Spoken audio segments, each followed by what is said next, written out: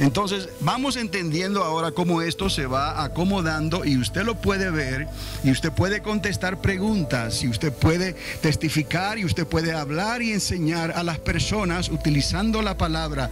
Y el que quiere creer por el Espíritu Santo, sus ojos serán abiertos para que pueda entender estas cosas como usted y yo las hemos entendido. Y aquí no hay ciencia, no hay ninguna preparación especial, es simplemente prestarle atención a lo que el Señor está diciendo en su palabra, y recordando que hay que leer la palabra desde Génesis hasta Apocalipsis y encontrar la suma de la palabra para poder entonces atar los cabos y poder entender estas profecías, estos enigmas. No hay nada nuevo bajo el sol.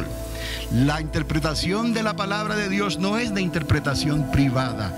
Hacemos algo confiados en el Espíritu Santo. Como seres humanos nos podemos equivocar, pero confiando en el Espíritu Santo y por la gracia de Dios estamos atando los cabos que pueden ser corroborados bíblicamente, sin tener que pretender nosotros en que somos eruditos o somos expertos en la teología ni cosas semejantes. Simplemente estamos como niños atentos a lo que el Espíritu Santo, maestro de maestros, nos está enseñando hasta el día de hoy. Entonces, continuando con la siguiente diapositiva, también es un recuerdo, más bien un repaso, mejor dicho. Pero ahí usted y yo podemos ver aquí lo que les acabo de decir en cuanto a ese reinado davídico, o ese reino de Israel que ocurrió antes de que viniera nuestro Señor Jesucristo, lo cual, cuando viene Jesucristo, por la gracia de Dios, favor inmerecido, entonces establece el reino de los cielos. Y aquí encontramos la puerta doble que les hablé. Jesús mismo dijo: yo soy el alfa y la omega en el griego, y en hebreo dijo: yo soy Aleph y Tav, que es lo mismo, pero en hebreo. Ahora la palabra Tav en realidad quiere decir una marca, y así es, originalmente es una marca que si la mira de otro ángulo parece una cruz. Estamos hablando de una marca y una cruz. ¿Casualidades?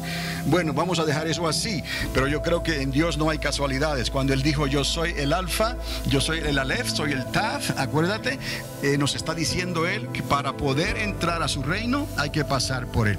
Pusimos entonces esa puerta doble. Si usted toma la palabra Dalet, que es esto, así más o menos como un triángulo, y usa dos letras Dalet, sale como la estrella de David. Entonces podemos ver como esa estrella de David, un símbolo al cual se le presta atención entre el pueblo de Israel y entre el pueblo mesiánico, y también algunos cristianos. Podemos posicionar ese símbolo aquí en el medio con la Tav, con la marca, y eso nos deja entender que Él nos dijo abiertamente: yo soy la puerta.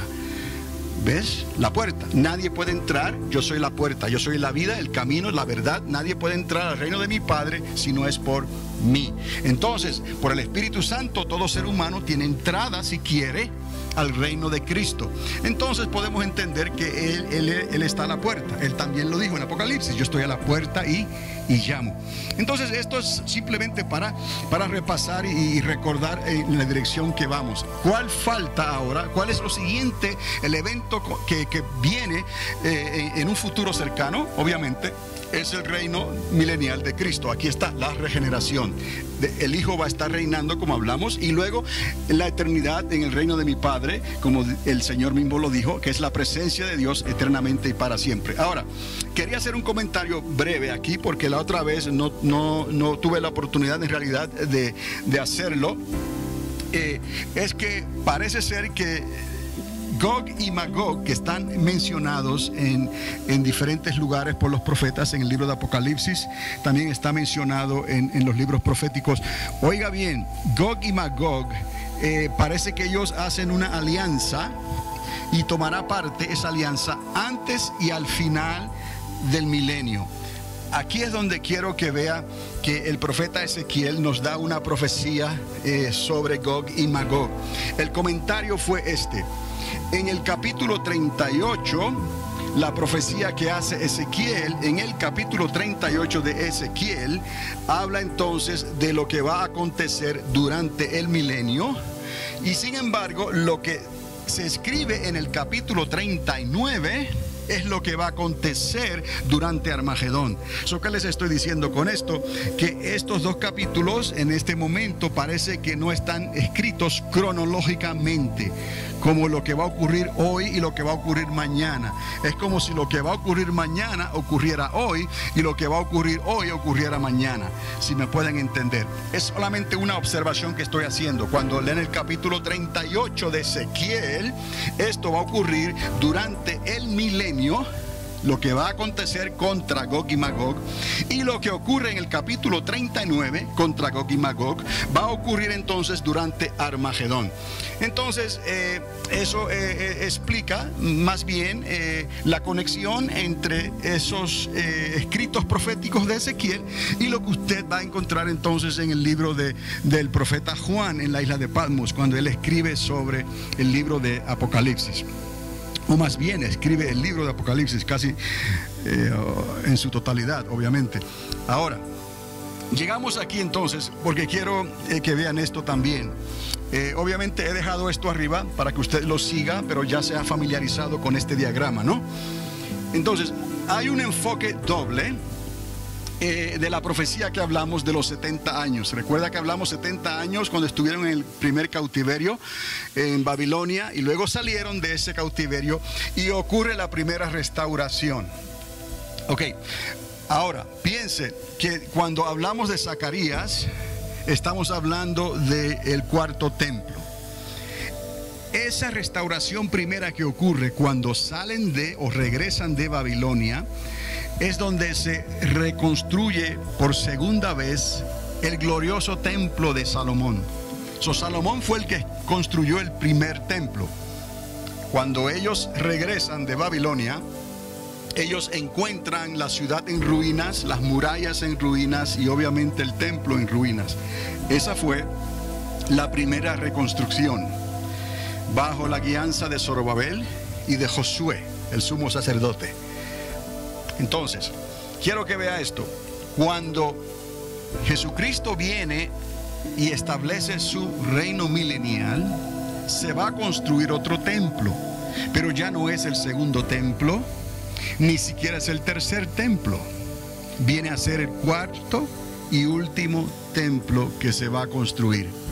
¿Por qué es el último templo? Porque en el reino de nuestro Padre, en el reino de Dios, eternamente y para siempre, no habrá necesidad de templo. Y eso lo vemos en el capítulo 21 y 22 de Apocalipsis. Ya en la eternidad con el Padre no habrá templo. Pero hasta el reino de Cristo, el reino milenial, sí habrá un templo. Ese es el templo que explica y describe Ezequiel en sus profecías. Ezequiel creo que tiene unos 48 capítulos, si no me equivoco. En muchos de esos capítulos está hablando y dando detalles de la restauración y la construcción de ese cuarto templo. Ese templo, recuerde, quien lo va a construir, quien lo va a supervisar, quien lo va a dirigir su construcción es nuestro Señor Jesucristo. Él mismo hará ese trabajo. Ahora, es bueno entender esto para que nos demos cuenta que hay una separación entre el primer templo, el templo de Salomón, entre el segundo templo, fue el templo restaurado por Zorobabel y Josué, y el tercer templo que será entonces reedificado en estos tiempos. En realidad, Herodes el Grande, él no llegó a construir otro templo. Herodes el Grande lo que hizo fue que arregló y hizo una expansión quizás más grande en algunas áreas de ese templo que Zorobabel y Josué habían ayudado a reconstruir. Herodes no es un tercer templo en realidad, es parte del mismo templo de Zorobabel y de Josué. Ahora, lo que estamos esperando hoy en día, que es lo que los judíos están esperando, es la reconstrucción de ese tercer templo. ¿Por qué es una reconstrucción completa? Porque si usted va a Israel, lo que va a encontrar allí es la plataforma grande que construyó Herodes. Y allí va a encontrar los restos de la pared occidental del Muro de los Lamentos. Hemos estado allí. Y luego donde está el monte Moriah, donde está la piedra que Abraham utilizó, ahí los musulmanes han puesto una mezquita. Y se llama la mezquita de Omar. Entonces en ese lugar es donde estaba el santuario antes, y encima de esa piedra estaba el lugar santísimo. Entonces cuando los judíos hablan del tercer templo, están hablando de una reconstrucción total del templo. Habrá que entonces quitar esa mezquita completamente y arreglar toda esa plataforma gigantesca para entonces ahí reconstruir ese tercer templo, que será de corta duración. Y usted y yo sabemos ya que ese templo será construido en cualquier momento, puede ser construido. Eso no va a marcar, como les hemos dicho, el comienzo de la última semana. El comienzo de la última semana será marcado por el ministerio de los 2 olivos. Y recuerde, estos 2 olivos son muy significativos, porque estos 2 olivos aparecen también en las profecías de Zacarías. Es más, aparecen en una de las visiones, de las 8 visiones de Zacarías, los mismos 2 personajes. Y ahí entendemos entonces cuál es el papel principal de esos 2 olivos: la unción, que haya unción, que se abran los ojos para poder ver los planes y los propósitos de Dios. Entonces comenzamos a entender entonces cómo esos 2 olivos fueron significativos antes, para que el pueblo de Dios comenzara a temer a Dios y comenzara a ver a Dios, por decirlo así, y cómo va a ser importante hoy en día para que el Israel de Dios comience a ver durante el ministerio de esos 2 olivos, que durará 3 años y medio. ¿Por qué lo sabemos? Porque el libro de Apocalipsis es exacto en eso. Te dice, el ministerio de los 2 olivos será un ministerio que durará 42 meses o 3 años y medio.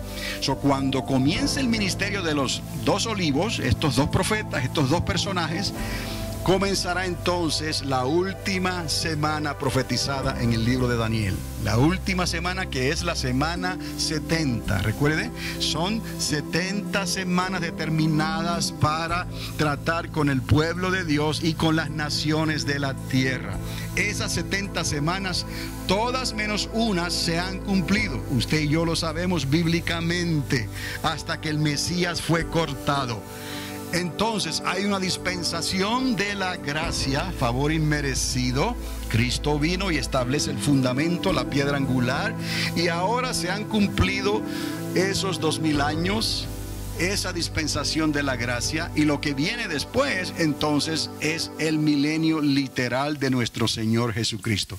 Estos 2 olivos harán esa transición en la última semana, durante los primeros 3 años y medio. Luego serán asesinados, como dice la Escritura, y resucitarán después de 3 días y medio. Estoy repasando porque esto le está haciendo clic a usted, porque ya hemos hablado esto cantidad de veces, ¿no? Entonces, pero es necesario recordar esto, porque vamos atando los cabos para que tenga sentido lo que estamos diciendo y no nos vayamos a perder por ahí en un momento dado y pensemos en alguna ilusión, en alguna fantasía. No, no, no. Estas cosas son muy reales, muy literales, y estas cosas van a acontecer, y no tenemos que entrar en la magia, no tenemos que entrar en la imaginación, no tenemos que entrar en ninguna de esas cosas. Todo está probado, todo está decretado, todo está sacado a la luz de la palabra, y así como el Señor lo decretó, así va a acontecer. Nos toca a nosotros entenderlo por el Espíritu de Dios y poderlo hablar, porque muchos seguirán a los falsos profetas que están hablando de las profecías del fin del mundo, del 2012, están confundidos, y cuando estas cosas comiencen a acontecer, será demasiado tarde y comenzarán a correr de aquí para allá buscando la verdad, y la verdad se escapará de ellos, porque la verdad estaba hoy, tú la tienes. Es tuya por la gracia de Dios. Esa verdad compártela con aquellos que van a creer. Y recordando que no de todos es la fe, lo hemos dicho, ¿no? Pero eso le toca al Señor, quién va a creer y quién no va a creer. Pero usted y yo tenemos que hablar la verdad a tiempo y afuera de tiempo. ¿Por qué? Porque el fin se acerca. Y cuando estas cosas comiencen a suceder, será demasiado tarde. Correrán de aquí para allá y de un lugar para otro. Pero por cuanto no creyeron la verdad cuando la tenían que creer o la podían creer, entonces Dios permitió que fueran entregados a espíritus de error, a espíritus de apostasía, a espíritus de engaño. Por eso el ángel dice: ay de los moradores de la tierra, porque el diablo y sus ángeles serán lanzados a la tierra, y entonces será tiempo de dolores, el tiempo de angustia de Jacob. Ahora, volviendo a esto del templo, es importante entender esta parte que les quiero mostrar ahora. Porque hay dos reactivaciones, que es una activación, activar algo que estaba desactivado. Por ejemplo, si alguien tiene una línea de teléfono y fue desactivada por la telefónica, entonces esa línea de teléfono puede ser reactivada otra vez. Entonces fue activada una vez y luego fue deactivada, ya no trabaja, y luego algo ocurrió que la volvieron a activar y usted tiene otra vez una línea de teléfono activada o reactivada. La casa de Dios fue establecida, pero algo trágico pasó con Israel, que se dividió el reino del norte, se dividió el reino del sur, que ocasionó que la gloria, la Shekinah de Dios, como dice la palabra, se fuera. Y Kabod, como también lo mencionan en los libros antiguos, ¿no? Se fue la gloria de Dios. En esta vez la gloria de Dios se fue del templo, y entonces tuvo que ser restaurado todo otra vez.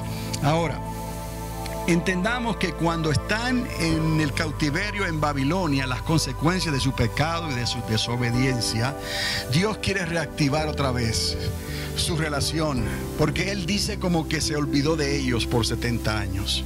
Y así lo dicen los profetas, ¿no?